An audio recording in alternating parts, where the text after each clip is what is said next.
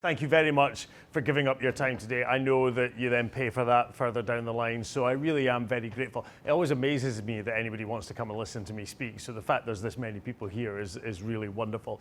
So yes, Robbie Ross, the Chief Security Officer at Converse. Hands up, how many people have heard me speak before?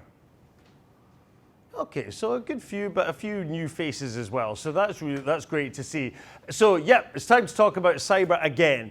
And we're going to be touching on some of this stuff, some of the scams that we're seeing just now, but we're also going to be looking, as we said, about AI and specifically about how AI is being used in cyber attacks. I'm going to show you how easy it is for somebody with really absolutely no skill in this area to be able to start the beginnings of carrying out a cyber attack. But I want to start off with this quote. This quote was said by one of my colleagues when I worked in counterterrorism.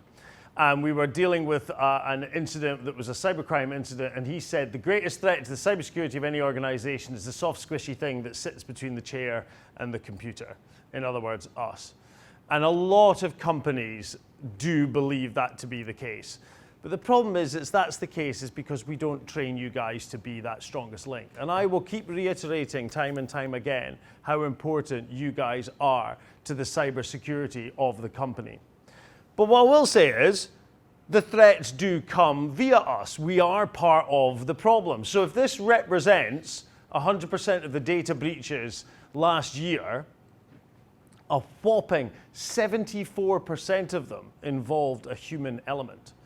So 74% of them involved you or I doing something that we otherwise afterwards went, oh, probably shouldn't have done that, shouldn't have clicked on that, shouldn't have opened on that. So it does show that we do engage. It does show that we are problematic when it comes to cybersecurity.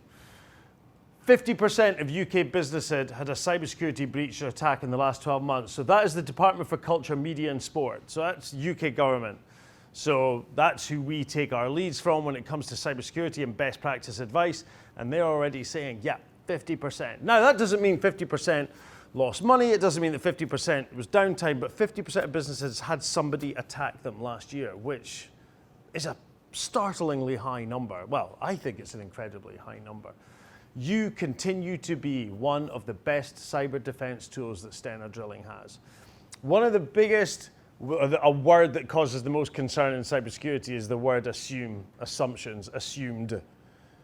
People assume the level of knowledge of the people sitting in this room. People assume that their IT company will protect them. People assume that they've got backups. People assume that there is the correct technology in place. People assume that you guys know everything you need to know. So what Stena do is they're taking away that assumption and they're saying, no, we want you to know this stuff. We're going to remove that element of risk that we know is out there to make sure that you are aware and prepared for what we're talking about.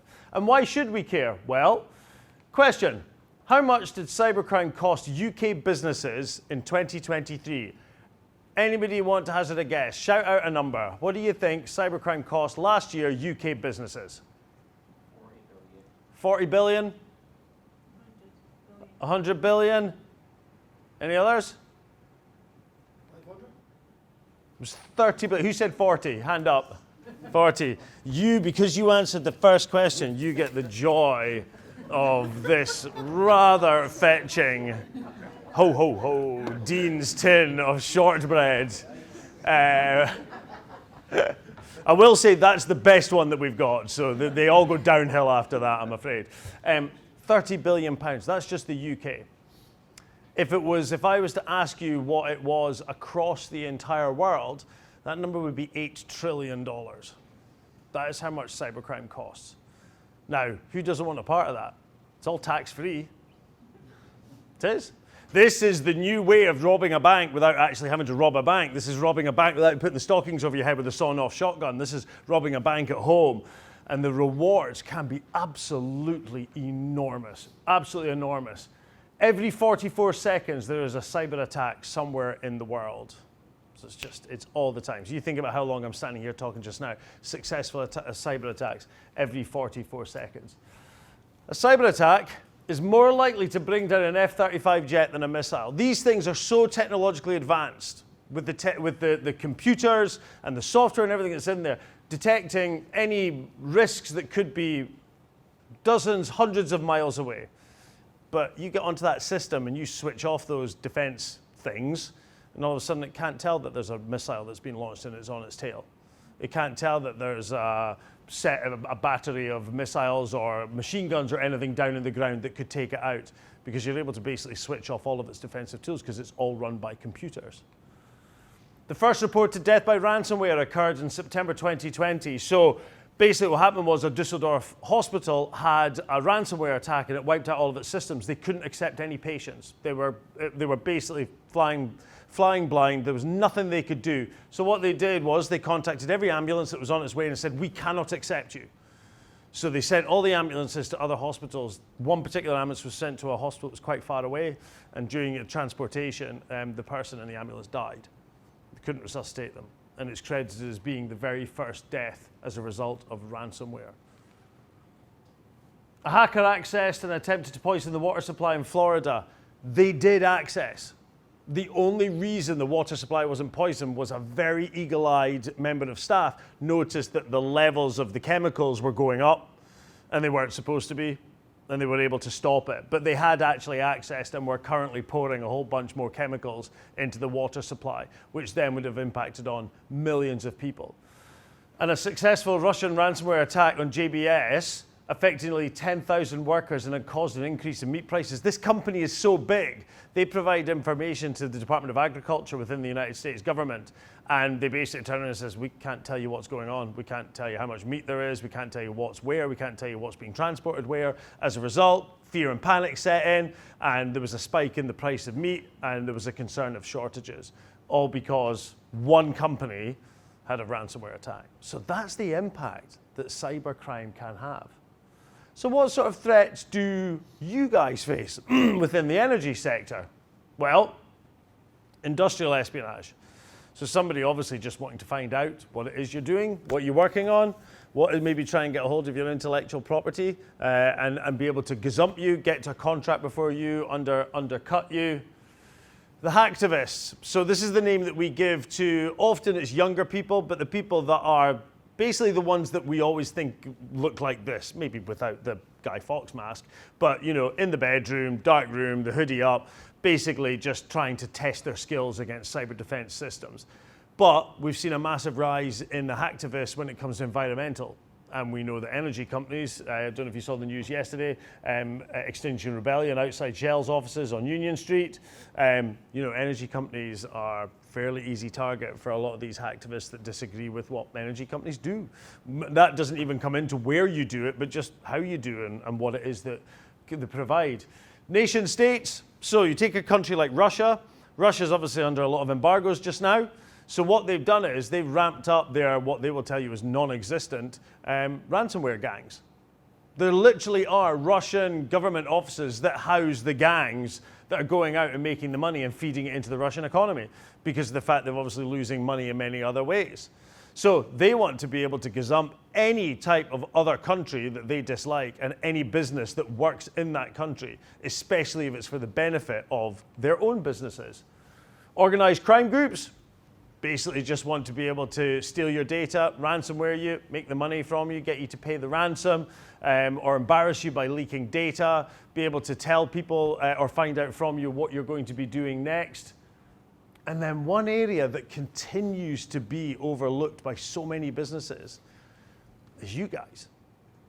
The disgruntled employee, the one that didn't get the promotion, the ones that don't get the bonuses, they didn't get the pay rise.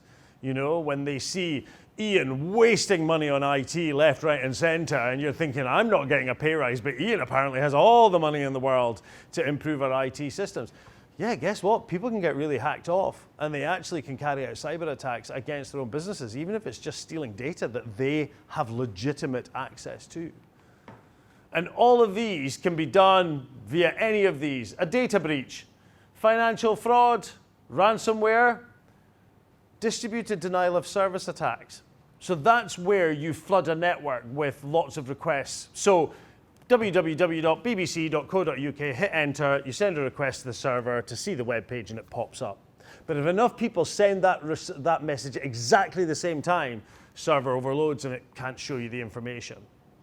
Do you all remember Julian Assange and the WikiLeaks? So when that happened, he had his Visa post-finance accounts were all frozen in protest. And Anonymous, the cyber hacking group, went, whoa, ho, ho, freedom of speech. You're not doing that. So what they did was they made available a piece of software because they wanted to attack all those companies with a DDoS attack. And they said to anybody, if you believe in the freedom of speech, download this piece of software. Let us use the power of your computer, and we will use that to attack these companies.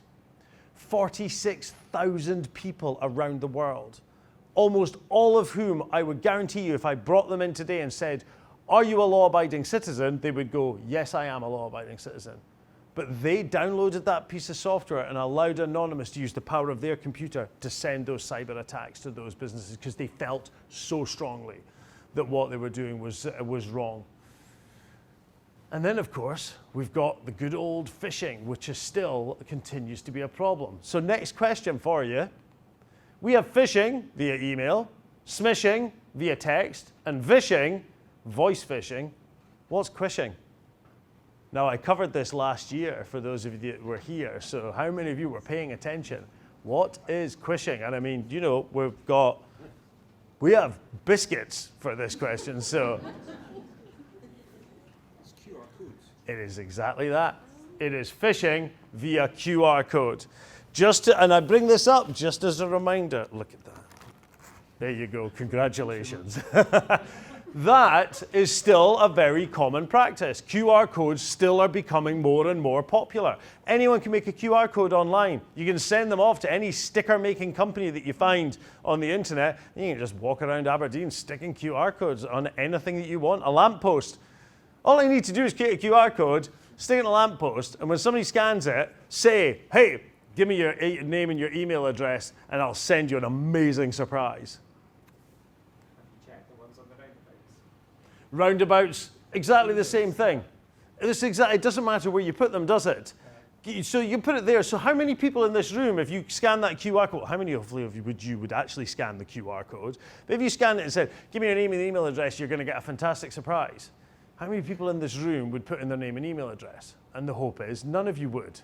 Do you think every single person in Aberdeen would ignore that? Of course not. I only need one person to do it. So they put in their name and email address, and then I send them some email that just says, have a nice day. Whatever it is, something that's disarming, not got them worried or anything, but at the same time, I've now got their name and email address. And that's all I need to start a phishing attack. Yeah. I got hacked in Wagamamas on the menu. Did you? And that was from a dodgy QR code that nobody had spotted in Wagamamas. And what did it, if you don't mind me asking, how did it materialize? Video links, things, £3 a month came off my account. Yeah. So I got it all stopped. It didn't Good. cost me anything. And I wouldn't use QR codes No. ever again. No. That was a bona fide menu. Yeah. And that is the concern is, I can walk into anywhere, see a QR code, and then just see how what's the size of it? Where's it sitting in a pub on a table? And then all I need to do is, I said, I can create something as simple as that. So please, we talk about phishing emails and our text messages and everything. Please do. Perfect example. Thank you for sharing. Perfect example of how you can still be attacked by something like this. So today, I want to focus a little bit more on artificial intelligence and talk a little bit about some of the good stuff, but also some of the bad stuff and how it can be used. I want to start off with what I think is one of the absolute best stories I've ever seen of the use of artificial intelligence. So other than helping me write a presentation for a bunch of 11 to 13-year-olds, which it actually did quite a good job at helping me do, I think this is without a shadow of a doubt, if you might remember this from earlier this year, University of Aberdeen working with Aberdeen Royal Infirmary. More breast cancers detected in first evaluation of breast screening AI. And that was a quote from somebody whose cancer was caught. It's a lifesaver, it's a life changer. 12% more cancers were picked up than routine practice. Decreased the number of women recalled unnecessarily for further assessment.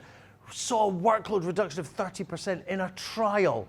That's not even been rolled out across, that was just a trial. That is, anybody, you talk about maybe the bad stuff with AI, you see a story like that and you just think, that is absolutely amazing, We've now got pieces of software that can generate videos based on text. that we type into them.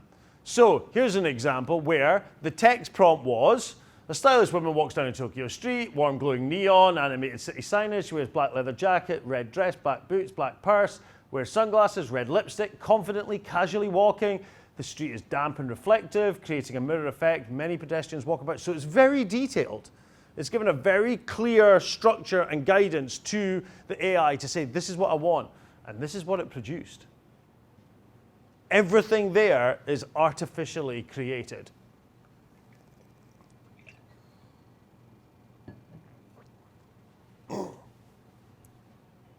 Look at that. Look at the reflection in the glasses, the skin tone. If I had not told you that was AI, to the casual observer, you would look at that and just assume that that had been filmed and that that was real.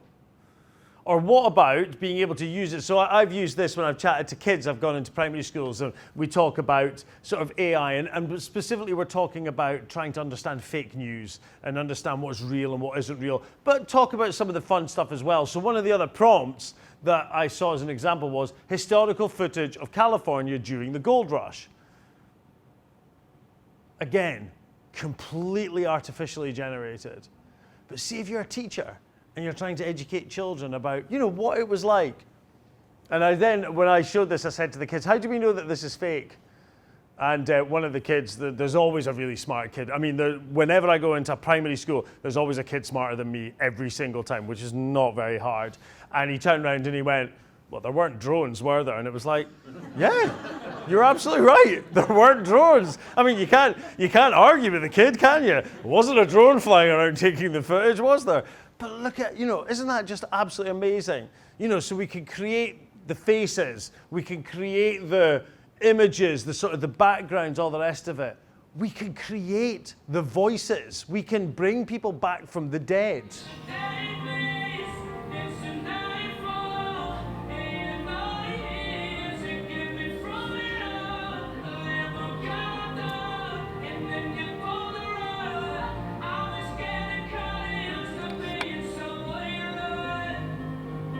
So I just came across that last summer. I was on holiday in Calgary, and it was the morning after. I was lying in bed at like 4 in the morning because I couldn't sleep, and doom scrolling through TikTok, as is our wont, and I came across this. Now, a lot of this has actually been shut down now, mostly just because of copyright infringement, but I sent that to my mum, and my mum was like, you absolutely could not tell that that was not Freddie Mercury. If somebody had said that Freddie Mercury had somehow recorded that song prior to Lewis Capaldi doing it, it's gone away, it's analysed Freddie Mercury's voice, it's gone away and analysed the song by Lewis Capaldi, and it's been able to put it together entirely artificially generated. So we can generate the pictures of the people, we can generate backgrounds, we can generate voices, we can generate stills of people. This person does not exist. In fact, none of these people exist. All of them have been created using artificial intelligence. And you can actually try this out yourself at the website, thispersondoesnotexist.com. And when you arrive at that website, all you get is a picture. That's it. There's no 3 dots somewhere for more information. There's no contact information. There's nothing. It's just a picture. Hit refresh, you get a different picture. Hit refresh, you get a different picture. Sometimes it's a man, sometimes it's a woman, sometimes it's a kid. It doesn't matter. All its job is just to create an artificially generated photograph that, again, if I was to tell you that was a real person, you would absolutely believe me that that was a real person. So imagine you can put all of these things together. So it's great. Freddie Mercury does a Lewis Capaldi song. That's great. And you see the women in Tokyo and all the rest of it. All a bit of fun. No harm can really come of that. What happens when you start adding image overlay and voice and everything to somebody who actually has held power and, rather worryingly, as we were discussing earlier on, may yet hold power again?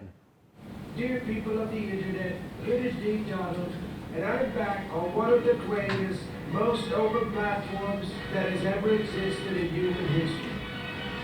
TikTok. It's the place to be free. I said TikTok. You can post what you want. I said TikTok. No one gets canceled here. There's no need to be ashamed. Now that's just a bit of fun, obviously, but I was watching a video the other day. I was saying earlier, just before we started to eat, I was watching this video the other day, a Trump rally, okay? And somebody had said, somebody was asked, how did the Russia-Ukraine war start? And somebody turned around and said it was Biden. Biden started it. And they were saying, okay, why did he do that? Well, I don't know, but he started it. How did he persuade Russia to send tanks into Ukraine? Well, how does Biden do anything? But, you know, he did it. My point being is this. There's people there that will absolutely believe almost anything that they are told, anything that they read, and anything that they see. So all of a sudden, you start being able to take images of world leaders. There will always be people that will not do the extra digging, that will not take a moment to stop and think. And that can actually start impacting on businesses too, because we are thinking of it more as being a thing pointed at world leaders or something like that. But it doesn't have to be a world leader. You know, it could be the most senior person in Stena drilling. It could be the lead in a government department. It could be the head of the FBI. It could be the head of the National Counterterrorism Security Office, the head of the National Cybersecurity Center. Look how real. Look at the lighting and the shadows as this person overlays famous footballers' faces over the top of them. Reputational damage. You can create false statements or actions about executive or employees about the products and services that you provide. Financial loss, so you can impersonate executives, make fake statements from company that can impact on the stock price, counterfeit adverts or promotions, and of course, social engineering, security breaches, phishing emails, all of these things can be utilized using artificial intelligence and could be used against a business. So it's an area that is absolutely brilliant when you see things like the breast screening, but also can cause quite a bit of concern. And I spoke about this the last time I was here. Anybody here dabbled with ChatGPT, the artificial intelligence ChatGPT? Absolutely fantastic thing. So you can ask it to do, as I said earlier on, I've done some presentations to school. I'm going to Bucksburn Academy in a couple of weeks to chat to what will be the S3 going into S4. And just out of curiosity, I've gone onto ChatGPT and said, if I was doing a presentation, what do you think I should cover? I'm quite curious to see sort of what it picks up, and most of it you're going, yeah, that's about right, that's probably what I'd be wanting to cover. The thing is, people are still using it to try and further their career ambitions and try and make their jobs a bit easier. So corporate documents being uploaded onto ChatGPT to get summaries from that contain trade secrets, financial data, personal information.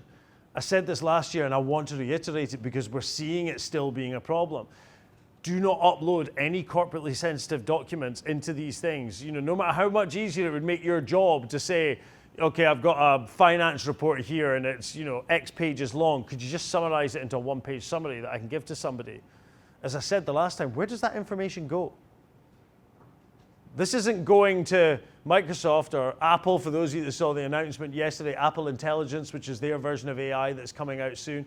This is going somewhere. Well, where exactly? Uploading the data could be used in future training data sets, leading to potential leaks of confidential information. Artificial intelligence learns from something called a large language model, which basically means it learns from the internet. So when you ask it a question, it's already trying to prompt what it needs to be, what's going to be the answer, and then what your follow-up question might be. So you upload data, it scans all the data to give you the report, but what it's also doing is learning from it and putting it into its data set. So God forbid you put some corporate sensitive information that then appears in somebody else's reply to a question that they asked. That's a leak of sensitive information. Yes? If we're using something like Copilot within Stena, and we're using that as a kind of company-approved AI tool, Yep. we can throw whatever we want into that. I will let you answer. We will be able to, if you've noticed, we've got a data classification there in the Office application, so by default it's restricted, so it won't go out of the company, but that will be developed. And obviously we've got the data permissions on all the documents. So internally it will be good, and I think we've got licenses, we are getting licenses. Got first batch in place now, yeah? And you've tested. We were chatting about this last time. What was one of the things you asked it? You asked it something to see if it would give you, was it a username or a password or something? And it came back and said, no, I can't give you that. So testing is being done. These ones there's greater control because you can close them. You can have them sitting on your servers. For example, the new Apple one will sit on your device. So it will be done, and in fact, the Apple one will actually say to you, if it can't answer, it'll say, I need to ask ChatGPT to do this. Are you okay with that? And you're able to say, no, I actually don't want that public. But we're not thinking about that when we're uploading all this information. We're just going, hey, big finance document or big HR report or something. And of course, you could, depending on the terms and conditions, because we all read the terms and conditions, don't we? Just gimme, gimme, gimme. You could actually be granting ChatGPT, OpenAI, whoever, to use the information that you've uploaded to them for them to do what they want with it. And they'll be able to point to it and say, well, you agree to the terms and conditions. So it's just a reminder, please be careful when you're using these open ones like OpenAI, ChatGPT.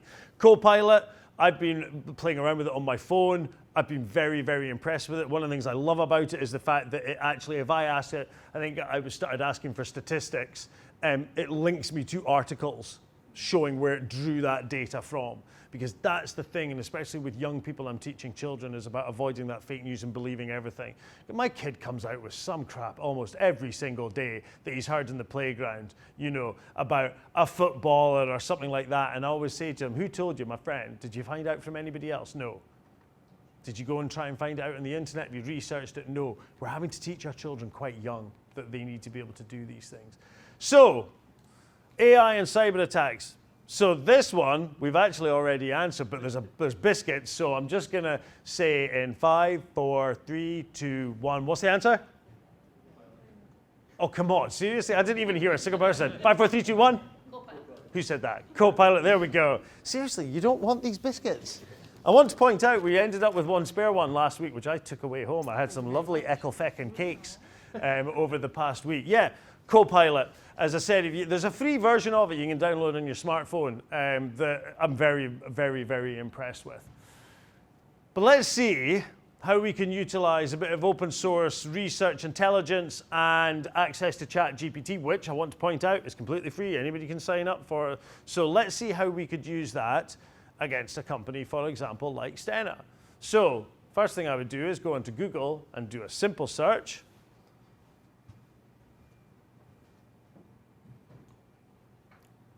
So, LinkedIn, Stena Drilling, IT security, always LinkedIn. You want business information, it's always LinkedIn you go to.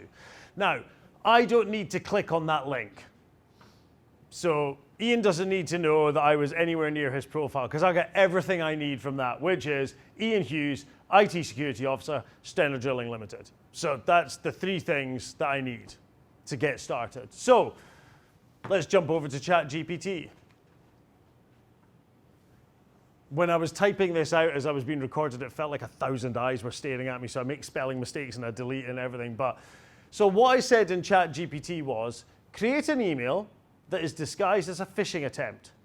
Send the email to Dear Employee from Ian Hughes, IT Security Officer at Stena Drilling. That's all I said. I didn't tell it what kind of phishing email. I just said, do me something that looks like a phishing email. Dear employee, hope this finds you well. My name is Ian Hughes, IT Security Officer. Come to our attention, there's been a security breach in our system. Your account may have been compromised. To ensure the safety and security of our network, we urgently need to verify your account details by clicking on the following link. And it even then says, insert the fake link here.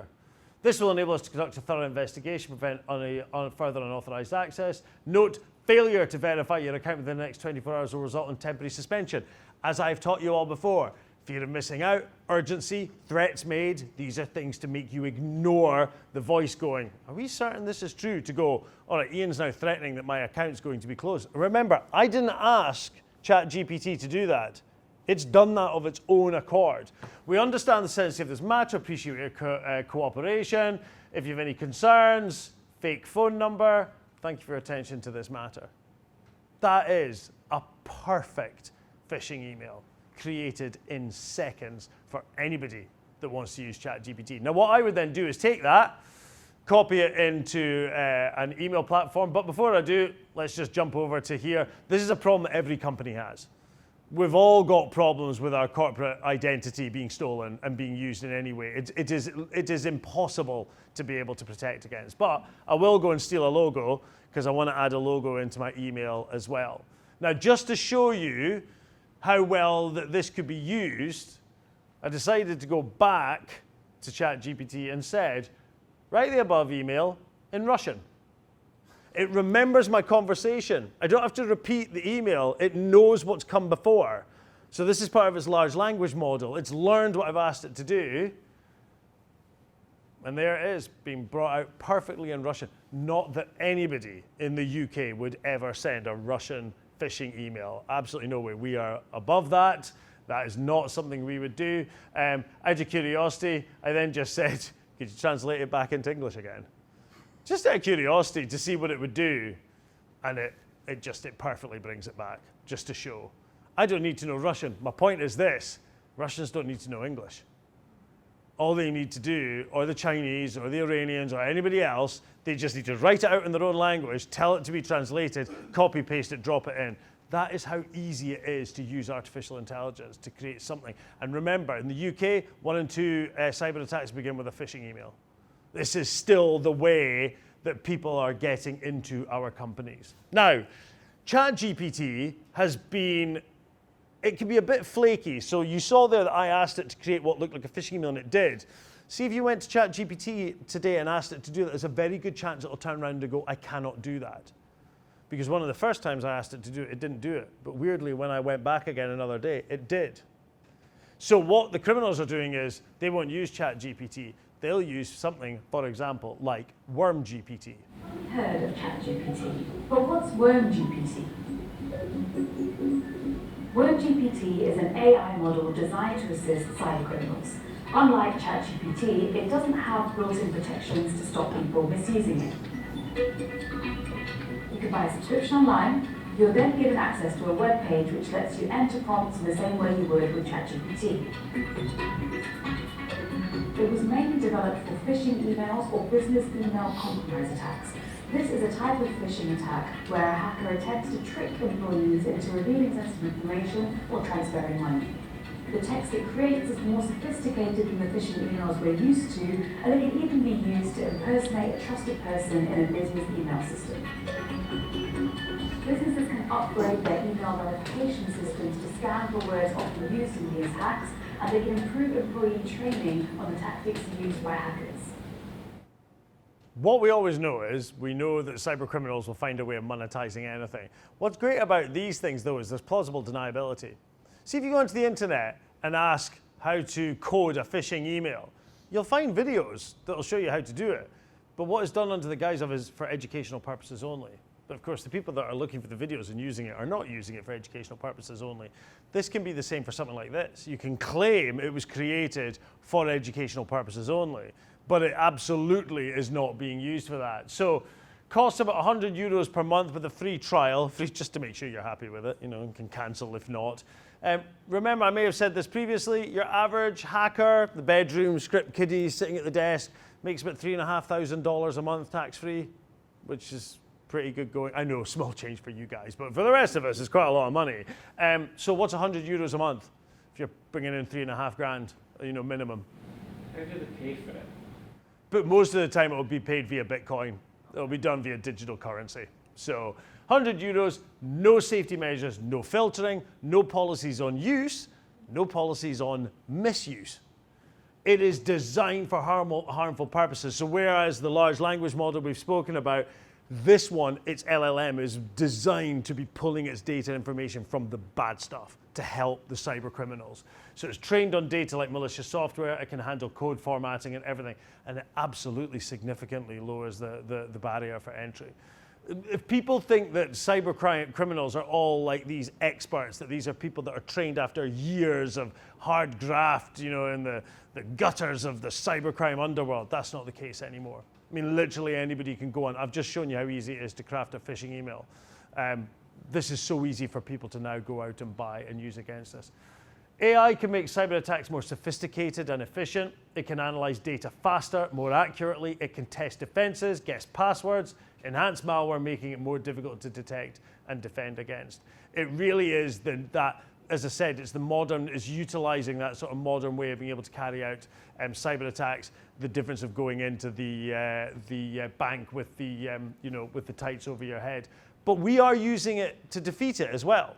So a lot of the next generation stuff that we're using that sit behind, the stuff that you don't even know is there, that's working away every single day, is utilizing artificial intelligence to actually defend and stop your company from being the victim. I briefly want to mention business email compromise because it was mentioned in that video there about Worm GPT. This is a report that's come out from Arctic Wolf, so they're one of the world's leading sort of antivirus, anti-malware organizations. We are seeing a massive, massive increase in business email compromise attacks. And I want to show you a short video that explains what it is, because it will show you how, again, you guys could be targeted as part of a business email compromise attack. An emerging threat that is spreading across the cybercrime landscape and takes advantage of those in positions of authority is called business email compromise, or BEC. Typically, this involves a cybercriminal who poses as an executive, employee, or supplier and sends an email directing another employee to transfer funds to an awaiting thief. Alternatively, the cybercriminal may pose as an HR representative or a lawyer and request personally identifiable information from employees to set the stage for even more crimes such as fraud and identity theft. BEC can be difficult to detect because many times communication is being sent through spoofed email accounts that resemble the actual email address of the person they are posing as. To defend yourself against BEC, follow these best practices. Call the center to verify that the request is legitimate. Double-check the email address of the sender to make sure it isn't being spoofed. Be wary of changes in how the sender communicates, especially if you're asked to maintain secrecy or if the tone is urgent. Remember to always take extra care when personally identifiable information or financial transactions are involved, and validate the request before taking any action. And if you do fall victim to a BEC, report it immediately. Be vigilant and don't be compromised by these imposters. Anybody can fall for a BEC attack. It literally can impact on any of us and we could all be brought on. So criminals gain entry to your device or system through phishing, as is so often the case, hacking then piece of malicious software, then devices the victim, I've just realized that's wrong, gets the victim and convinces them to transfer money into their bank account. Criminals target the victims based on the information they share on social media platforms. It always comes back. Remember I said LinkedIn. So the first place I'm going to find out somebody who works in IT for a company is LinkedIn. Where I'm going to find out who works in finance for a company is LinkedIn. And that gives me a name, it gives me a company, it might even give me an address. And if I get onto LinkedIn with a spoof profile, I can start finding out if I can connect with them. And I'll make sure that I put my new profile as the finance director for some big company that you've never heard of, but when the request comes through for you to be linked to me, you'll go, well, they seem important, yes. So then I can now see where you've gone, what do you visit, what conferences do you go to, and I can then make up my stories and everything based on that. The criminal impersonates a supplier. They can request an urgent payment, change of banking details, or a senior employee with authority to authorize payments. As I said, that can impact on anyone, and we are seeing a huge, huge increase in this. So it comes back to, I'm not going to go over, again, we've done phishing, and I don't want to come back and just repeat the same things to you every time, but it is about that vigilance, the little voice in the back of your head saying something isn't right, taking the moment to phone the person on a trusted telephone number and say, did you send this to me? Did you mean to send this to me? Are you actually wanting me to do what this says? There were 100 million new strains of malware identified worldwide in 2023. They're all designed to do bad things. They're all designed to steal our data, to get onto our networks, to compromise our businesses, and also just to annoy. A lot of them are just there to just be annoying to us, and that can happen to us as individuals. Remember, all of this is not just what could happen to you as a business. Any of these things could happen to you as individuals as well. One of the things that we're seeing an increase in is social media investment scams. So investment scams that are coming through social media. We can be very focused a lot of the time on what we see coming to us via emails. So we tend to focus on our inbox and we think, well, that's where the bad thing's coming. It's going to come via an email. When in fact, a lot of the time, it can be done through investment scams. So an example of one that I saw not that long ago. Hey, I'm Paul. Made loads of money on crypto. Can help you do the same. Invest as little as £100 and double it in 48 hours. DM for details. So they create a fake account. They just post that, and then using another fake account, they reply to it. So what that does is it's just immediately trying to hook you in. Apologies if I'm repeating myself, but when I worked for the police, there was an elderly couple here in Scotland that got done out of tens of thousands of pounds when they fell for an investment scam via Facebook. And it was to do with cryptocurrency, so exactly like this one. And they lost their entire life savings because they believed that if it was on a social media platform, it was safe. They believed that, you know, all of those things would be legitimate, that that's a safe space. We all know fine well that social media is anything but a safe space. But they didn't do their checks, they didn't make sure that they knew what they were doing. So this is exactly what this is doing here. So these types of investment scams will offer you very high returns for initially a very low investment. So that couple, for example, it was a few thousand, I think it was like 3 or 4, they were first initially told to sort of invest. And by the end of that, they had lost well over 10 times that amount because they just kept putting in more and bigger, being told they would get bigger returns. They'll ask victims to put money into fictitious funds, pay for a fake investment. You actually get telephone calls. So you'll actually get somebody phoning you, and they will phone every single day trying to get you to convince you that this is something that you're not going to want to miss out on. Pressures the victim to stay on the phone even when they're speaking to the bank. Okay, well, I need to phone the bank to make that transfer. Okay, I'll hang on. Have you got another phone? Well, yeah, I'm on my mobile. I can use my landline. Okay, I'll just stay on the phone. Now, thankfully, the banks are getting switched on to this, and if they hear somebody having a dual conversation, they'll often say, who are you on the phone to? What are they asking you to do? And they'll often pick up on it, and they can stop this because it's the most vulnerable in our society that are getting caught out by this. But they sell on a fear of missing out, and they are incredibly slick, and they are very forceful. And again, if you don't believe that people will fall for these things, again, it's back to that thing of we assume that nobody will fall for this. We're all still in a cost of living crisis. We're all still trying to make our money go further, work harder for us. And unfortunately, we are still looking for those deals that ultimately are bad, those deals and things like this. So please be aware of these. This one doesn't come with a prize, but I'll ask you, out of these age groups, which age group do you think is most likely to fall for a scam? And why? Shout out. 20 to 39. 20 to 39, who said that? Why would you say that? I think partly because just common sense in a way. I'm not saying people that age group don't have common sense. Yeah, but you are saying that people of that age group. Hands up here if you are in that age group, you have just been called, okay, don't lie, and you've all just been called thick by a coworker. I would just like to point that out, and I'd also like to point out it's being filmed, so, you know, that's going to live with you for the rest of your time here. I know what you're trying to say. I'll leave it at that. Anybody disagree? Anybody think it's a different one? Yes?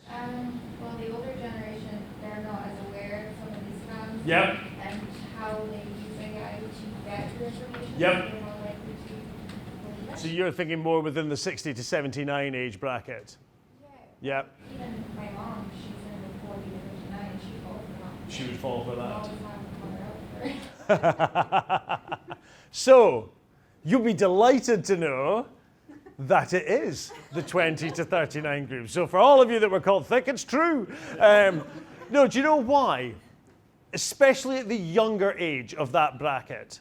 They are the ones that are starting out in business, so they're relatively new, as I said, the younger ones. But that's the age bracket where you are starting to get promoted, you're starting to earn a little bit more money, but you're not earning as much as those of us that are so wealthy in the 40 to 59 bracket.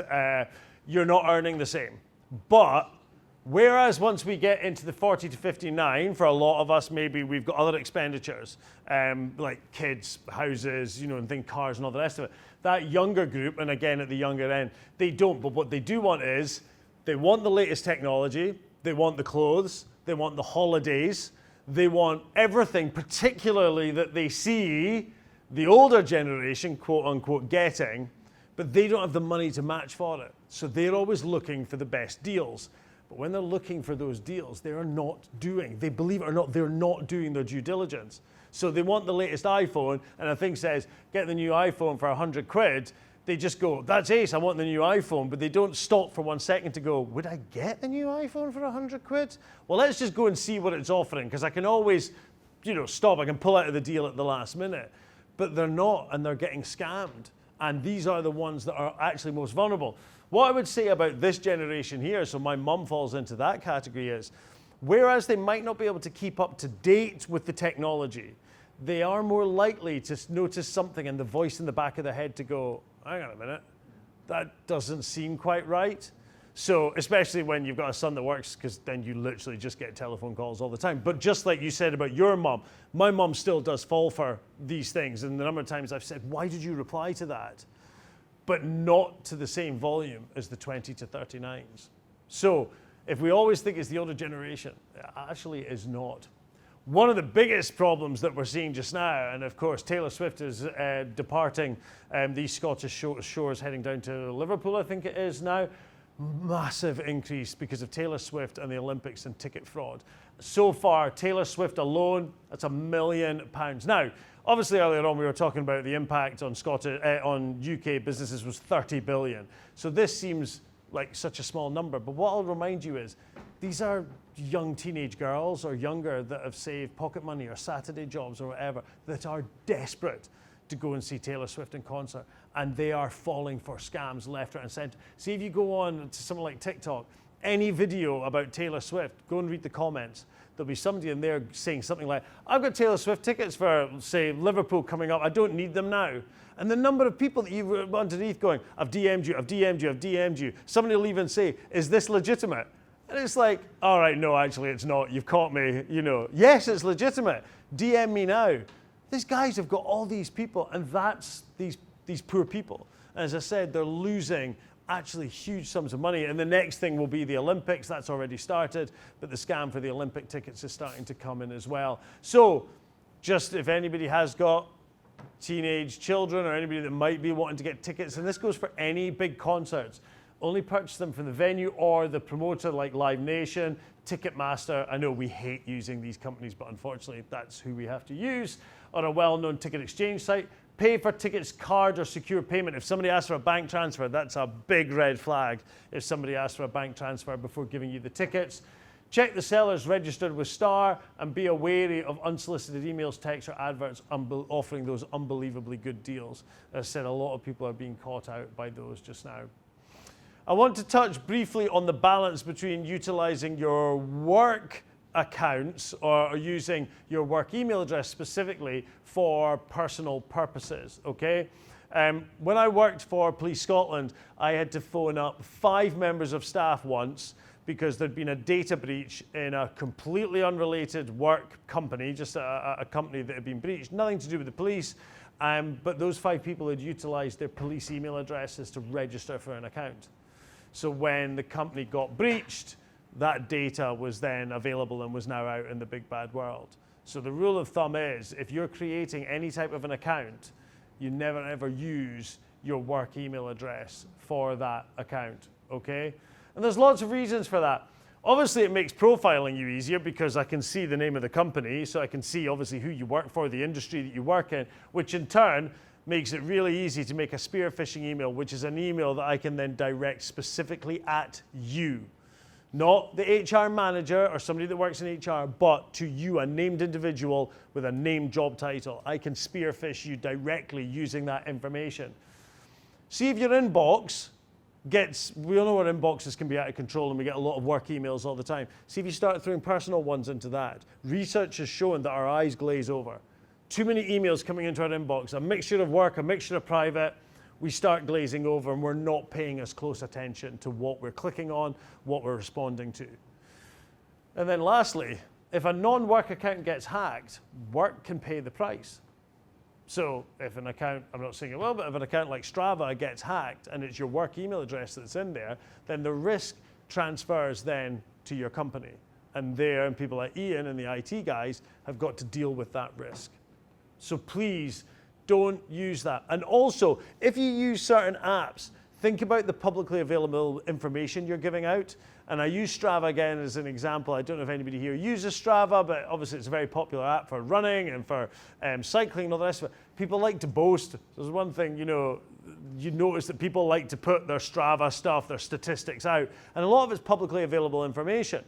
So, as an example, this map was once found publicly available from the Strava website. And one eagle-eyed person suddenly realized that what they were actually looking at was the running routes of military personnel around Bagram Air Base in Iraq. And that was available on the internet. And they could see exactly the routes that they were taking. And then you could start burrowing down into, how long it takes them, times, and all the rest of it. Publicly available. The people had said, I want this information to be made available to anybody that wants to see it. And at no point did somebody brief the staff when they arrived and said, guys, could you all just switch that off, please? So we're not actually publicly going out and telling people, this is where we are, this is where we're doing our exercise. So think about the publicly available information about you. And think about whether you log into, for example, there's Google Chrome, and there's me. You can see that I'm logged in there with my little wee Lego man. Think about, or be careful if you log into work systems like a Chrome or a Safari or something using your personal account, because what you could then also actually be doing is transferring things like work passwords. Work details could then be being synced to your account, held in Google Chrome. You then go home, you open up your iPad or your iPhone, or you open up your Mac or whatever it is that you're using Chrome on, and all of a sudden a non-work sanctioned device is getting access to work-related information, and in this case, sensitive information, usernames and passwords. So again, when it comes to these things, as great as they are, please don't be logged in in your personal account for things like this, and then be syncing passwords and passphrases and all the rest of it. Question for you. What is shoulder surfing? It's not a trick question. Over someone's shoulder when they're on the device. Specifically for what purpose, I guess, is what I'm asking. Oh, to forget their login or details. Absolutely. Spot on. You are absolutely right. Do you know what? You're going to get the Eckelfecken tarts. Here you go. Warm them up, they're really nice. I lucked in with those last week. Absolutely. Someone watching over your shoulder to nab valuable information, for example, password, credit card details, work information, something like this. Great story. The guy that used to do my job was on a train home, and we're back to Aberdeen, and there was a guy sitting next to him, and he was doing on his laptop, and it was pushed far enough, but I mean, he could absolutely see everything. And he said he was doing his Tesco shop. And he said he literally could see him putting in his credit card information. He could see his password being typed in. He could see his credit card information being put in for payment and all the rest of it. Another guy, when I worked in the Cybercrime Harm Prevention Unit, we have a thing called the Cyber Protect Network, which is across the whole of the UK, all people that work in cybercrime within the United Kingdom, the emergency services. And this guy sent a photograph in our WhatsApp group one day of a laptop, and he'd taken it at an angle that we couldn't read it. He was at an airport. The guy sitting next to him wanted to go to the toilet and just turned to a complete stranger and said, could you watch my laptop while I nip to the toilet? He left himself logged in with his email open, didn't realize he'd just asked a police officer that worked within the Cybercrime Protect network. So he sent the picture to us all, and we were all like, oh, you have to tell us what happens next. So the guy comes back, and he basically turns around to him and says to him, he says, takes out his business card, with the police logo on it, and he went, yeah, mate, you really should not have done that. I mean, apart from anything, you shouldn't have left the device, but he says, you shouldn't have left it logged in, you shouldn't have left it with your email. He says, you have no idea who I am. And he just said, you look trustworthy. You look trustworthy. So that's it. Look trustworthy, or carry a clipboard and a high-vis jacket and a hard hat, and everybody will let you in wherever you want to go. So this is such a good example of this. Any football fans out there might have heard about this one earlier on. This image was taken, these two images were taken by a Watford fan. It shows the Coventry head of recruitment messaging the Coventry City manager. They were talking about players and the possible sacking of the Watford manager. and somebody, so they're just sitting in the, the nice seats that they've got where they put a lot of the visiting dignitaries and the visiting team staff, and just a member of the public saw that they could see his screen, took the photograph, and because this is what everybody does now, didn't think and immediately posted it on social media. Now, UK law, we have a right to privacy and the protection of our personal data, and the head of recruitment, as far as I'm aware, is still considering whether to take the person who posted this photograph to court. The bottom line is, he can take them to court, he could win, he could get paid damages, whatever it is. Is the damage done? Yeah, it absolutely is. Now, the person that took that was an idiot, but trust me when I say, you would not believe the stupidity of what people post on social media. All the time. Folk that just do not think. I saw a guy recently that was convicted, I'm sure it was at Aberdeen Sheriff Court, who had hurled abuse at a disabled man in a gents' toilet in a bar. He filmed it and he posted it on the internet. So of course, guy complains, police do their due diligence, search social media, find it, guilty as charged. Why did he post it on the internet? He thought it was funny. Thought it was funny. This person thought it was funny. So the damage is already done here, so please be mindful if you're out and about working anywhere, no matter what device it is or where you are, just think about who is going around you, who could be looking at you, and don't find yourself in a situation like this because you can think you're going to be protected, but as I said, that protection will only come further down the line. It won't stop it from appearing in the first place. Password management. I literally, even just saying those two words makes me bored, and you're all thinking, seriously, that is one of the most boring headlines you've ever seen. But the problem is, guess what? I'm talking about it again because we are still absolutely shockingly bad at making our passwords. Last question. What's the most commonly used password in the UK? Password? See who, sorry, I missed, who said 1, 2, what was it? 1, 2, 3, 4, 5, 6. 1, 2, 3. Password. QWERTY. We've had a correct answer, which means I'm not going home with a box of biscuits today. It is 1, 2, 3, 4, 5, 6. I've saved the best. You got the walkers, so you've really lucked in there. Yeah. Now, just to show you how bad this actually is, courtesy of NordPass, who do the most common password list every year. This is the 5th year. It's manna to people like me because it really helps with our training.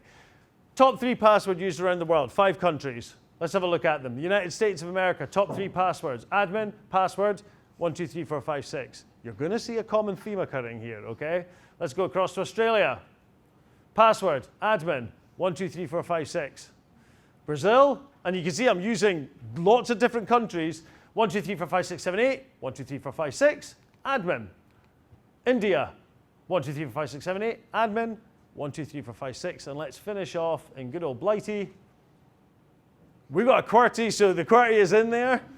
Password, 1, 2, 3, 4, 5, 6. So globally, the top 3 passwords are 1, 2, 3, 4, 5, 6, 7, 8. Admin. And 1, 2, 3, 4, 5, 6. Is that passwords? Because you know how when someone new starts a company, they maybe do get admin as their password and they're told to change it. Is this, how is this data gathered? As in data breaches. Basically, it's through data breaches, through companies, through any data breach. When they get a password, they analyze the passwords. So that example you gave of when somebody joins a company. So in our company, somebody joins, we use the 3 random words, and they're given 3 random words. Yes, they are told that they need to change it, but we have parameters that what they expect them to meet. But we also say to them, we recommend that you use 3 random words put together, so that we're not in a situation where something like that is left as a legacy. So yes. I've been hearing the same conversation for 10 plus years now on passwords. Isn't it time we accept that passwords are a complete dumb thing for us all to be doing, and we need to get away from it? Totally. I couldn't agree more, yeah. I've got so many passwords for everything I deal with. I have to keep them in a way that I'm not supposed to. What would that way, if you don't mind me asking, what would that way be? I'm not telling you, who's going to bought me today for it. Well, no, the reason I say that is, it might not be as bad a way as you maybe think it is. It's not one of these, long places. No. Is it something that involves paper and pen? No. Okay. Because you know what I'll always, I'll come, Excel spreadsheet. okay, so, It's massive. and what I'll say about, for example, storing is, as long as something is behind a password protection that's got a good password, great. If you can encrypt it, even better. Password managers are still the preferred option. You can store it in your browser. But I'll always say this, you can write them down, okay? And that's always something people go, what? I've apologies if you're sitting when you told this last time, but I'll always say this. If I wanted to steal your passwords, right, the first thing I would need to do is figure out that you are worthy of me wanting to steal your passwords, that it's worth my while, right? Then, if you've written them down, I need to learn a whole new skill set. We call that breaking and entering, which I can only do once I find out where you live. Then I've got to break into your house. I've got to find that document or that book that you maybe keep in a drawer at the back of a drawer that's got your passwords in it, which hopefully you've not put down as just plain text, but maybe there's a little bit of miss a letter or something like that. I need to find that. The fact is, I would rather you wrote them down and kept that in a drawer somewhere secure and had complex passwords or using 3 random words than tried to remember everything. So what you do is you just use one password and you just change the month or the year or you put the company name at the end of it. Back to your previous one, yes, we need to get rid of passwords. We now are all carrying around devices like this. So I try and log into my iCloud, it will ask for a biometric. You know, it'll ask for my fingerprint on my laptop or it'll ask for a scan of my face. We're using multi-factor authentication, and multi-factor authentication, and we're going to talk about that in a second, is not foolproof, okay? But we're getting to a stage now where we're using passkeys, where again, it's utilizing our face, it's utilizing our fingerprints. But yeah, we need to get away from a period where we still are expected to sit down, type a username and a password, when in fact, what you just want to be able to do is put in an email address and then use biometrics to confirm that you are the person that's sitting there saying that. You've seen this, yes. It's okay. Yeah. Password managers, can they be tricked as such? Like if you've got a fake link to Facebook or whatever, it's going to know that that's not Facebook and it's not going to try and enter the password. Do you mean if you're trying to create a fake account, do you mean on Facebook or? I mean basically if you got an email with a fake link, like go log into your Facebook and you clicked on that link, I'm assuming the password manager will know and not auto-enter the password. Right, so yeah, so a password manager, which you can put in username, password, and then the web address is facebook.com. So when you arrive at facebook.com, the password manager auto-populates the information. So yeah, it would recognize that the web address that you've come onto is not the one that matches that. Now, the great thing about password managers is they are constantly being updated so that they're searching for password breaches. So sometimes I'll get a thing saying, your password has been found in a breach.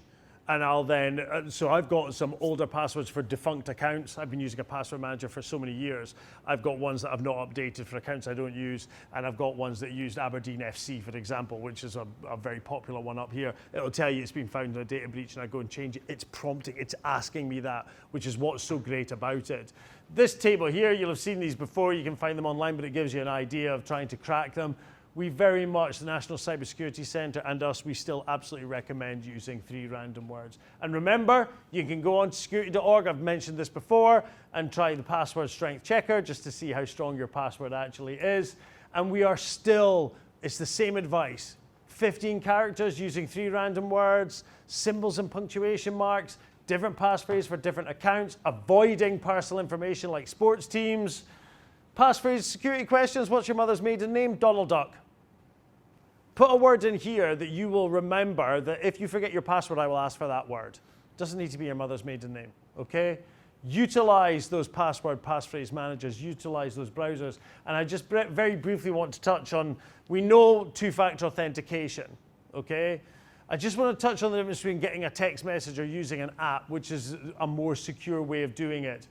If you get a text message, and somebody has phoned up your provider and SIM swapped you, where they basically managed to convince them to swap your number to their SIM. And trust me, when I worked in the police, this happens more than you think it does.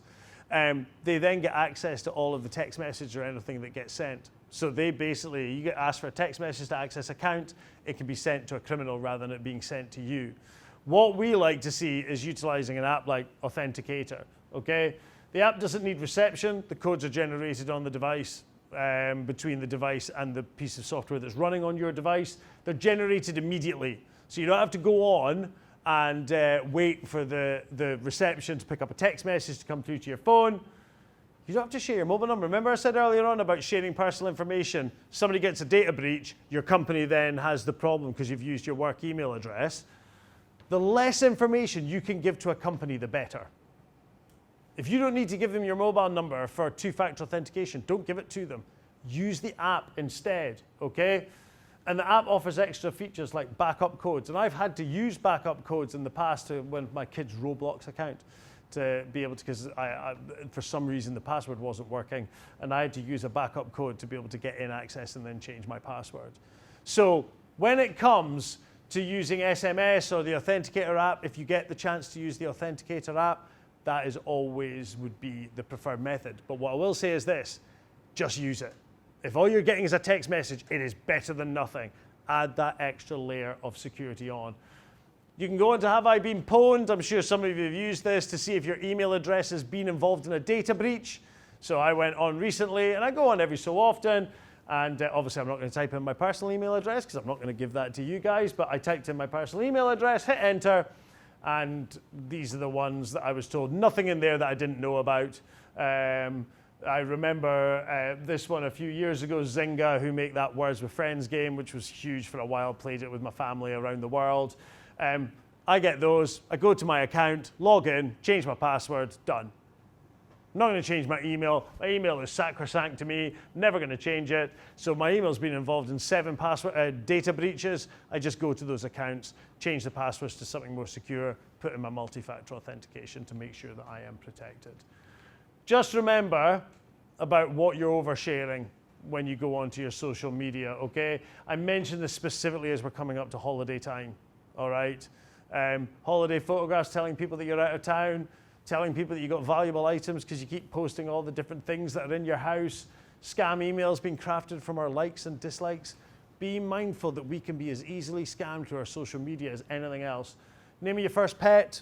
Well, it's not hard to go and find out maybe what somebody's pet's called through their social media. Where they went to school, again, we can find that information via our social media. All of this can be used to steal identity and access our accounts. So again, it's just coming back to you. I know these are things we've touched on before, but it's just to bring it back to the forefront of your mind. Be mindful about the information that you're posting and that you're making available. If you've clicked or opened something you shouldn't have, what should you do? What should you do? Report it. Report it to everybody, the guys in IT immediately. I cannot stress enough. Don't try and cover it up because we find out. Okay, there's no point. If you think you're smarter than the cyber criminal and you're going to be able to deal with this problem and cover up that you were the one that clicked on the link or opened the document, you're not. Okay, so let the guys in the IT team start solving the problem as quickly as they possibly can. Do not be afraid. Do not be embarrassed. It happens to many people every single day, but at least give IT the chance to start dealing with it straight away. If you're in doubt, stop what you're doing.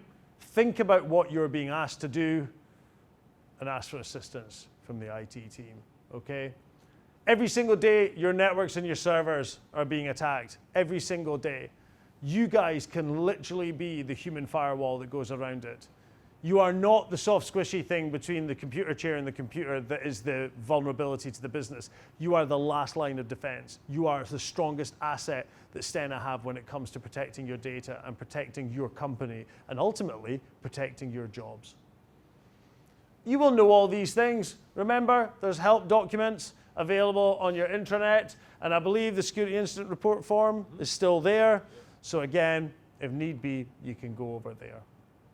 This QR code, after everything I've just said about QR codes, I promise you this is a safe one. It takes you to my link tree where all the websites that I've spoken about today are linked there. I've also, as you can see, I've broken down some that involve for businesses. There's stuff there for families, for the older generation, for silver surfers, charities, if you're involved in charity work. There's a whole bunch of information there, as well as my contact information as well. But if you're interested in looking at the password strength checker, whether your email's been involved in a data breach, you'll get it via there. Having the conversations with you guys is what I love most when I do presentations, the back and forward, the questions, the stories, thank you very much. It makes it all real. It makes it all applicable to you guys in your day-to-day sense. Apologies that we've run over just a little bit, but I hope you found today interesting. As I said, I greatly appreciate your time. I know you'll go back and there's going to be messages and telephone calls and emails you're going to have to deal with. I thoroughly enjoy coming here doing this. As I said, I hope you gain something from it. Have these conversations, talk about them at coffee breaks, go home, talk about the stuff that we've spoken about with your loved ones, talk to your parents, you know, and our mums and our dads and our grandparents about the scams that are going around. This information is not just for your benefit, it's for theirs as well. If anybody's got any questions, what I'll say is, by all means, come up and have a chat to me afterwards, because I know a lot of you'll be wanting to get back to your desk. But for the time being, thank you very much for your time, and I look forward to chatting to you again in the not too distant future. Thanks, everyone.